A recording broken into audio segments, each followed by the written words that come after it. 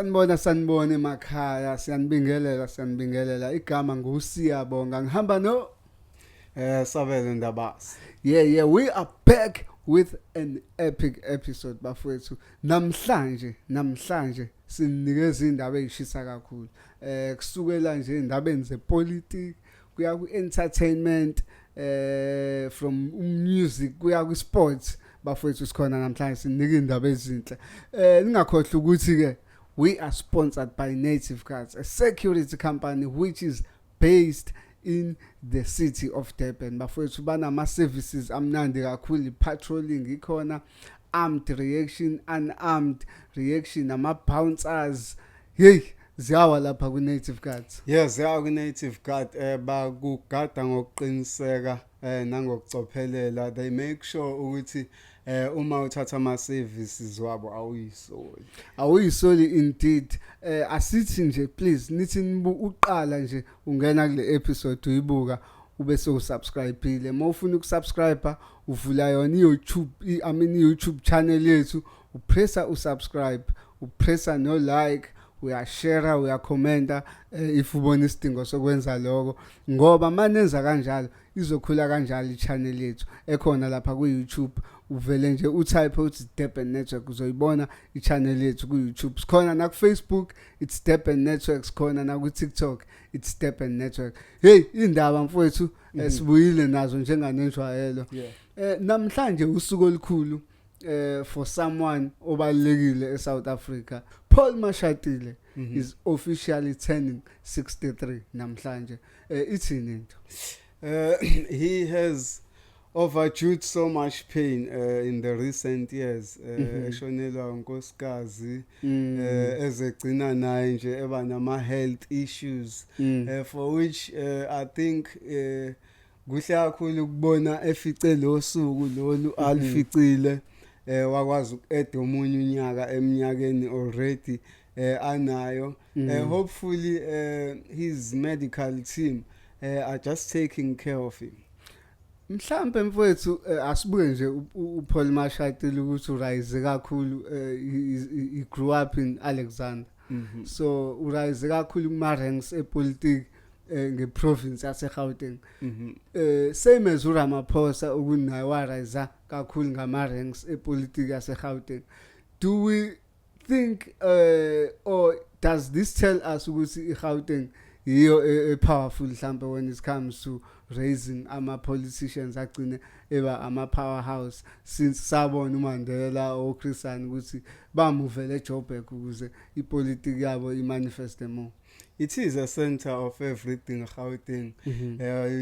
Uzokhumbula ukuthi wonke umuntu usuka kwiprovince yakhe aye eGauteng. That means like a school for politics is only in Gauteng most of the time, because ilabo ehlangene khona bonke ngengqondo ezihlukahlukene ngama approach ahlukahlukene. So yes, I can safely say like umhlala eGauteng uyi politician, you stand more chances especially to make it nationally, because ukhumbula ukuthi hleze kuzobanzima for umuntu who's rising through the ranks but ehlala kwenye indawo ukuthi agcine mhlambe seyoba ku top 6 ye-ANC or can be a top 6 of any other party. So hleze kuzobaleka ukuthi ukhumbule umuntu ukuthi umuzisondeza kuleya province leya, you opening more doors for yourself, you making more connections, and the maturity yakho nje politics iyazwakala ngokukhulu. No, that is so true mfowethu.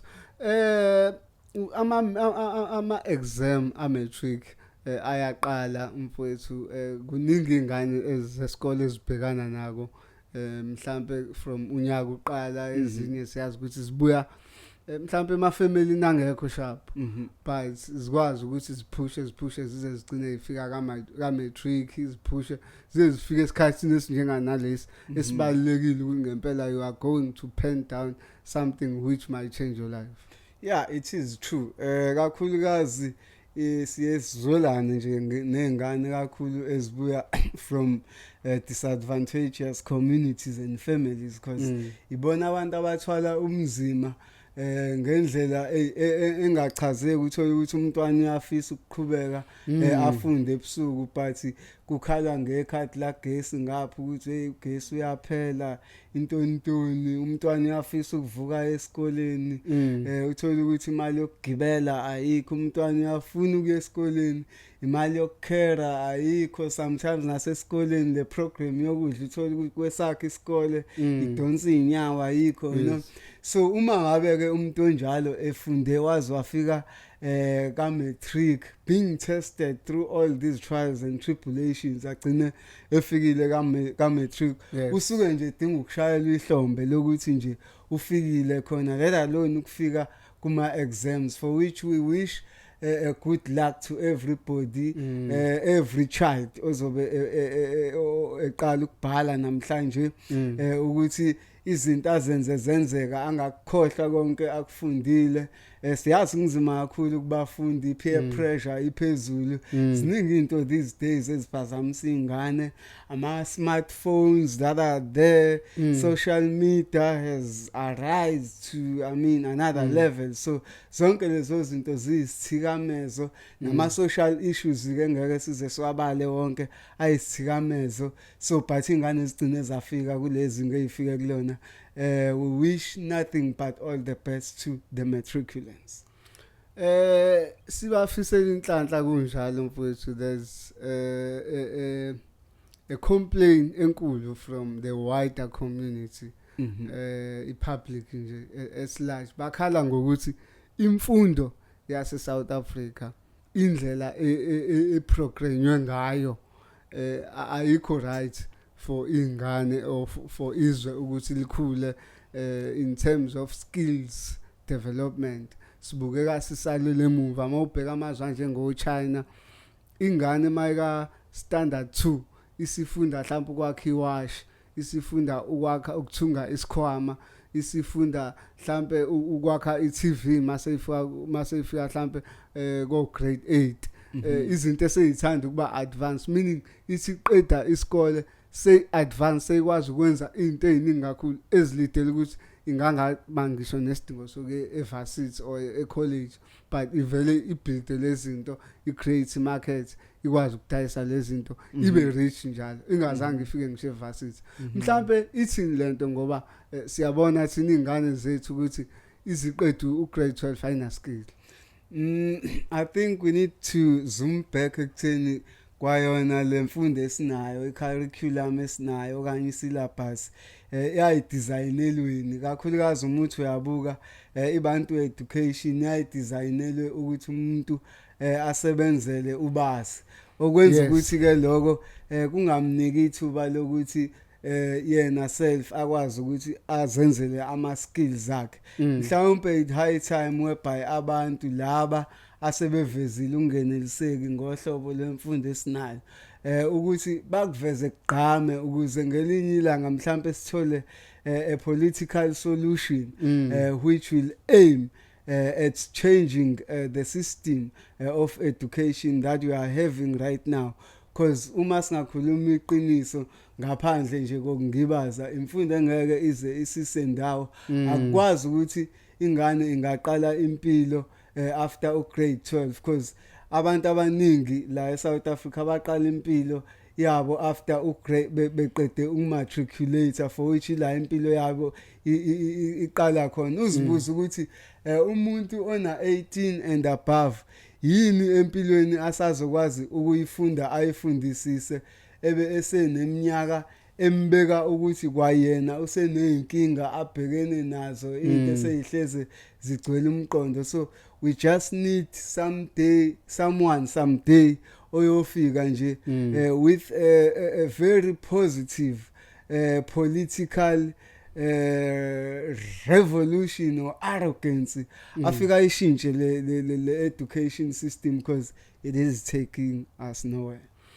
Taking us nowhere indeed. There's a story of a former Joburg mayor uKabelo Kwamanda abantu saying ukuthi wake waba nenkampani kudala eyayikade kwi-insurance company abantu be-investa kuyona wathi mebona ukuthi inkampani seyinenkinga seyi-under investigation was reported as umuntu ongasekho emhlabeni ngo2012 Mhm. abantu base Joburg ke kakhulu koSoweto bathi bathuka bona last year mengabe was it last year or last of last esebekwa ngokuthi awunayi mayor entsha esezophatha igoli bathi ukuthi awu lo mngwathi nasazi ukuthi wadlula nje emhlabeni ithi mhlambe into enjenganaleyo ngomthetho wethu sike sabona into enjalo yenzeka mhlambe noma yenzeka ngendlela ehlukile ngale ndoda ekuthiwa uThabo Best iyazenza iziphinde. There is another guy who did the very same thing, just that I'd forget his name, but isini yakhe nje ayikhandile. It's like why kade ebene car accident. I think it's in Kempton Park. Yes. So he did the very same thing. Thabo Best tried the very same thing. This guy he did the same thing. It is proving us otherwise. Ukuthi umthetho wona self mhlawumbe ubuziyakelela ube weak to a point whereby because kunama DNA kunento eziningi kune home affairs zonke lezo zinto you ask yourself ukuthi isuke idlule kanjani zonke le inhlaka lento umuntu kuze kube ukuthi he's declared dead kube ukuthi usaphila emhlabeni but then coming back to the actual thing kaGwamanda I think kwakona ukuthi azabantu bamvotele njengemeya noma ukuzibuze because kwasayena mawumbuka personal nje umuntu nje orawuthi nyana nje ongam-understand you know abanye bazi bambize ngephara you know abantu mhlawumbe khona ama-video ekuthiwa uwabonala kuwona mhlawumbe uyabona umuntu othanda bathini flash yes into abezenza nje umuntu nje onama questions so uyibuka igwayi lento ayenza nje mubuka iyamfanela you know but then obviously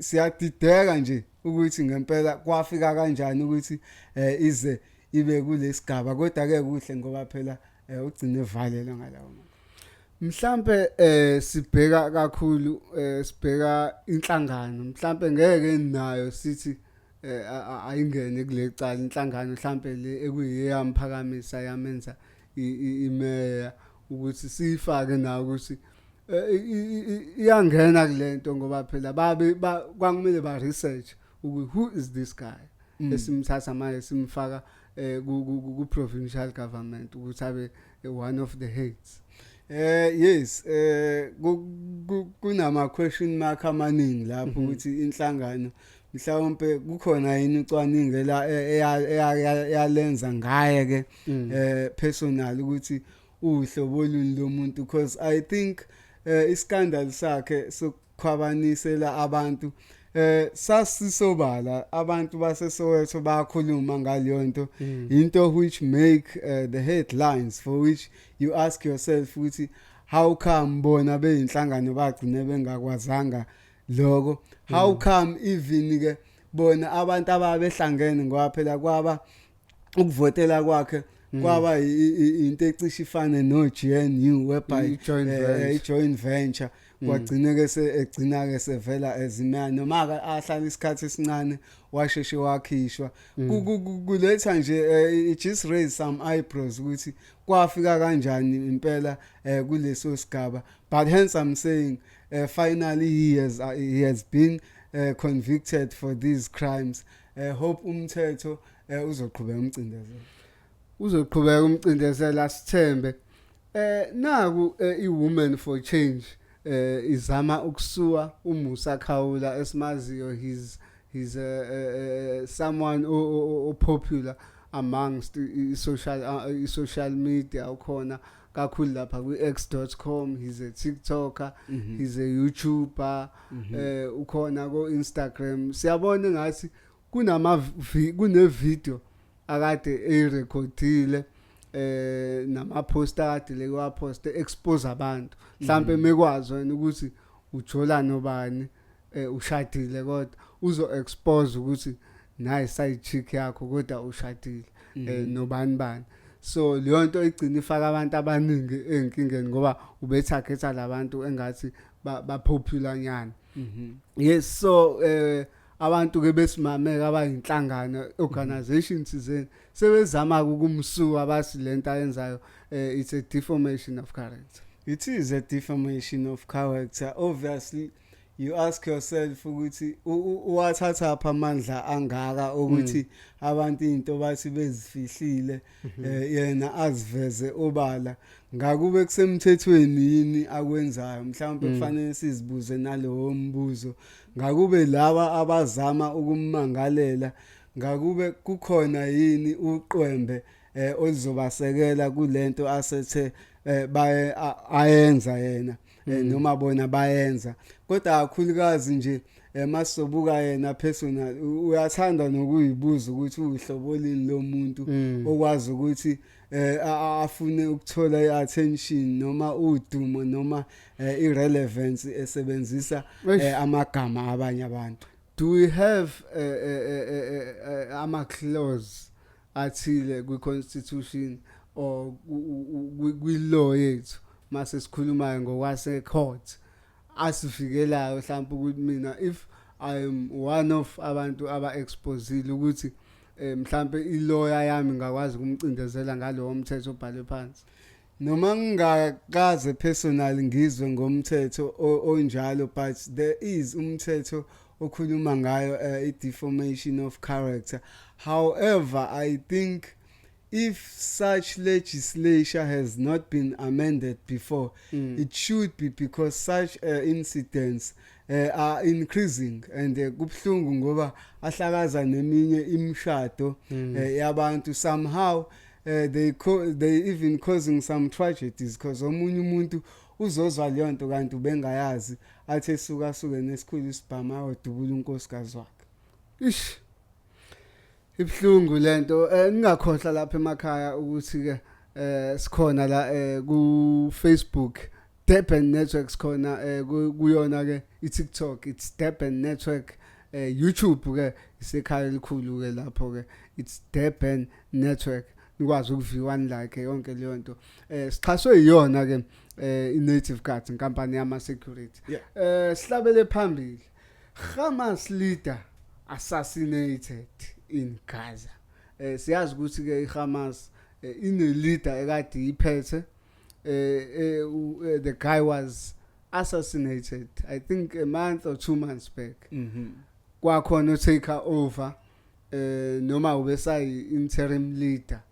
Kodwa ke nangu sebemqumba phansi abakwaIsrael. Lithi into ngempi yase Middle East. It speaks volumes mhlawumbe masingabheka engqondweni noma kwi-idealism ya Netanyahu because he knows very well how powerful is Hamas in terms of liberating the Palestinians. So uzokwenza ngayo yonke indlela vele ukuthi umuntu okuwukuthi ufuna ukuba ihead yeHamas amqumbe phansi ngoba uyobazi in that sense ukuthi the status quo is protected. So kubalekile ukuthi masibuka lempi le okanye sibuka mhlawumbe ukuphela kwamalida okanye ukuvimbeleka kokubusa kweHamas sibheka ukuthi what is the idea behind it for which it is obviously Netanyahu trying by all means to silence the group that is fighting for the Palestinians, right? Not forgetting that it has been proven that Netanyahu is getting much of his sponsorship, say Kali and everything, USA. Mhlawumbe ke wazwa ngalo. It is true.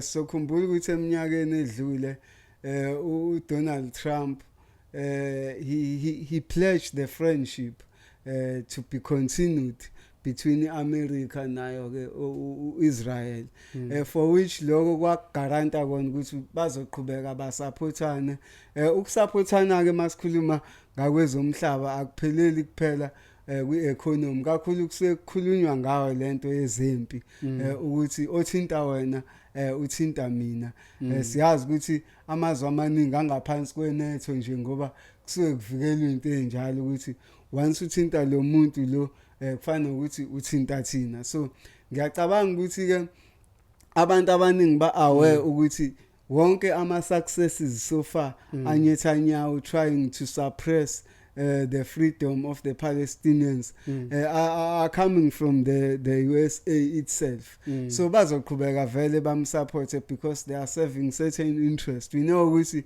they are just one people who have been fighting the wars of the Middle East and umuntu ose Middle East abakwazi ukubambelela kuyena nabanobudlelwano obukhulu kunawo wonke umuntu uyanyathana nawo uIsrael. Siyezwa kuthiwa nase Ukraine between Ukraine neRussia impi isaqhubeka futhi. Iyaqhubeka impi yase Ukraine neRussia. I think Zelensky he's a hard man to bring down. Uzama ngayo yonke indlela to withstand whatever pressures and whatsoever that is coming along. Kakhulukazi sekuqala kunamazwe asevela manje amxhasa ngokuvulelekile empini abhekene nayo sesike sabona ukuthi futhi yona ke iUkraine kube ne territory okanye ama territory athize aseRussia asengaphansi kwayo iUkraine okanye la sekudominate khona iarmy yaseUkraine okuchaza ukuthi there is a progress made by Zelensky. Wenze iprogress mhlambe enjalo uZelensky mhlambe laba sebemxhasa openly abasabi yini ukuthi uPutin njenganomuntu engathi uzithembile ukuthi angagcine naye ephenduka isitha kubo. I think there were people even by the beginning of this war who were speaking openly ukuthi bazomxhasa uZelensky. The difference is ngaleso sikhathi babengafuni ukuthi bathumele iarmy ezokwazi ukuthi iyomxhasa but already babevele bemxhasa ngezinye zezinto okuwukuthi manje sekuyavela ukuthi amandla awatholayo uwathola kubona labantu okuwukuthi uyazi naye uPutin ngaloko sekuyoba kuyena ukuthi does he expand his war to those people that are supporting his enemy but then sobona ngayo ukuthi ugcine enze njani. Yes, sobona ngako uThobani Nzuza who is the former actor of iHostel nozalo khona lapha eSABC1 kuthiwa kunentombazana athandana nayo asazi noma ngathi intombazana straight bese kuba khona nenye eyikhwapha bese kuba ukuthi le straight itshela le enye ewumngani wayo ukuthi hayi ubani ngithandana naye le ntombazana seyithi nomunye mina umngani wami othandana naye then sekukhishwa amalento ama screen grabs approve leyonto ama message akhe sendela lo wesimame oyikhwapha ithini leyonto mhlambe ngabantu besimame abangafuni ukuthi mengabe kwi relationship nomuntu onenye relationship afile kakhulu abantu besifazane la befika khona bafuna nabo ukubonakala ukuthi lapho more especially mawuthola ukuthi loyo muntu lo umuntu onamagalelo athize njenganawe lensizwa le so nawe ufuna ukuzibona kuyena nawe ufuna ukwazi ukuthi indawo yakhe leya it's like she just want to feel presence, she just want to be considered for which in general sekugcina kulimaza ubudlelwano bawo lensizwa nomuntu ayitshela ukuthi uyena umuntu ekuma umaqondana but into esingeke sizeke sayigxeka because ekugcineni kwelanga uthanda into ihamba nama feelings kunezinto ongayibamba kulona kunezinto ongeke uyibambe mawufila ngathi ukuzwakala ukuthi ukhona ikona okuzokwenza ujabule kukunike that kind of satisfaction then you do it for which it's the very same thing that happened and it is hurting the other side sesivala nje iphumile i-fixture yawo ke ama quarter finals eCarling Black Label Cup. Sikhumbule ukuthi imidlalo yonke beyidlala over the weekend. La khona kube khona ama team aphumayo amanye akwazi uku-advance to the quarter finals. Umdlalo kwi-fixture ohehe abantu umdlalo phakathi kweKaizer Chiefs neMamelodi Sundowns. What is your take? Kakhulukazi singathi umdlalo wabantu esingabathatha njenganezitha. Uzokhumbula ukuthi egamini abagcine ngayo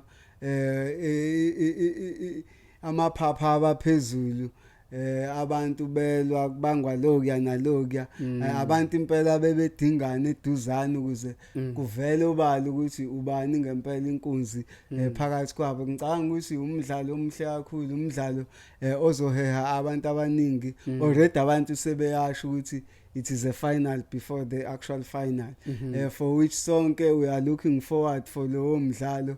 We know ukuthi Chiefs will try to bring their A game. Sundowns would obviously want to continue where they left, keep on with their dominance, and kuyoba mnandi kakhulu. Do we think Chiefs is a new side this season? I can, considering the coach or the kind of coach or the caliber of a coach that they have, uNazrathine, umuntu olazi ibhola, umuntu oyi-understandayo into ayaziyo. He's got a vast of experience. Ubona ngokuthi already from imidlalo edlalwe yiChiefs kunabafana abanjenga uZwane, uShabalala, uVilakazi, abafana abasase bancane akade bedlala ngokungena direction, but uma ubabuka manje kune direction ekudlaleni kwabo. Uyabona ukuthi kune voice eli very matured elikwazi ukubatshela ukuthi abenzeni. So I'm very hopeful that Chiefs will do better this season, nokuthi kungenzeka abaningi impela ibamangaze iChiefs. Speaking of iSundowns ke angeke ngikhulume ngabadlali abaningi kwiSundowns ngoba siyazi nabadlali abaningi abahle, but let's speak about lo mfana. I'm not sure ngegama lakhe kodwa I'm sure ngesibongo Matthews. Yes. Ngathi about Tyrene or Tyreek Matthews. Yeah, Tyrene. Yeah, the boy is a gem. Mhlambe, what have you observed out of him since nje eqalile ukudlala towards the end of last season namanje ipace yakhe ibukeka impela engathi umuntu obambelele le khona akahlisi.